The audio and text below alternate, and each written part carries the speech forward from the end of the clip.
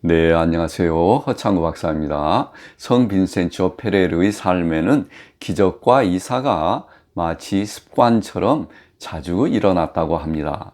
성인들의 행적을 기록한 액타 생투룸에는 교회가 공식적으로 인정한 성 빈센치오께서 베푸신 기적만 하더라도 무려 873건에 이르고 있습니다. 그러므로 비공식적인 것까지 합치면 이보다 훨씬 많을 것으로 예상이 됩니다. 우리는 성 빈센치오의 그림에 가끔 그가 날개가 달린 모습을 하고 있는 것을 볼 수 있는데요. 이는 그가 군중들에게 설교할 때 가끔씩 그에게서 갑자기 날개가 나왔기 때문이라고 합니다. 그럴 때면 그는 설교를 중단하고 군중 위를 날아서 생명을 잃을 위험에 처한 위급한 사람을 도와준 후 다시 같은 방식으로 날아와서 회심과 참회의 설교를 계속했다고 합니다. 네, 아무래도 성 빈센치오의 설교에 능력이 있기 때문에 목숨을 잃을 위험에 처한 그런 분들이 집회에 많이 왔었나 봅니다. 어떤 이들은 성 빈센치오가 요한계시록에 기록된 마지막 시대 심판의 천사인 것이 사실이라면 왜 마지막 심판날이 아직도 오지 않았을까 생각하면서 성 빈센치오는 실패한 선지자가 아닌가 하고 의심하는 사람들도 있을 것입니다. 하지만 이것은 예언에는 반드시 이루어지는 절대적인 예언과 사람들의 반응에 따라서 성취가 지연될 수도 있는 조건적인 예언이 있음을 이해하면 쉽게 받아들일 수 있습니다.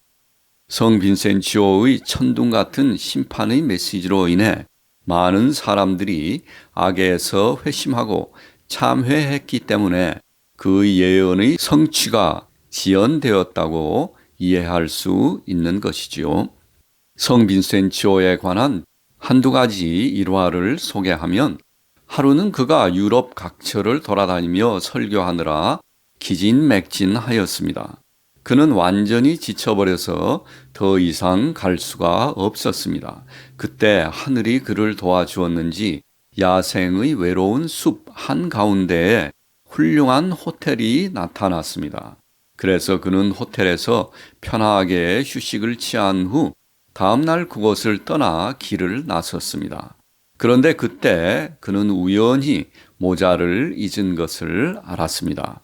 그러자 성 빈센치오를 모시던 회심자 중 한 명이 모자를 가지러 호텔로 돌아갔는데 그곳에 호텔이 없었습니다.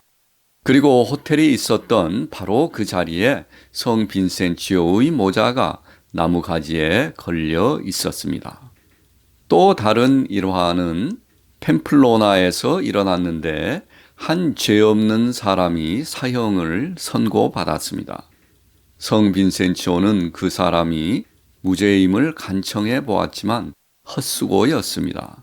그리고 그가 형장으로 끌려가고 있는데 한 죽은 사람의 시체가 들것에 들려 공동묘지로 가고 있었습니다.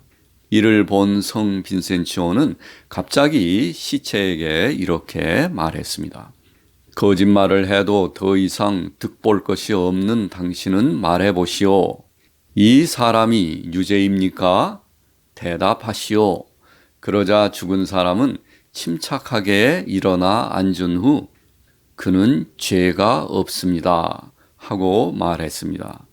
그러자 성 빈센치오는 그자의 봉사에 대한 보답을 하기 위해 들것에 다시 누우려는 죽은 사람에게 이 세상 생의 짐을 다시 지도록 해드릴까요? 하고 제안했습니다. 그러자 그는 신부님 아닙니다. 나는 구원을 받았습니다. 라고 성 빈센치오의 제안을 거절했습니다. 그리고 그는 다시 잠이 들었습니다.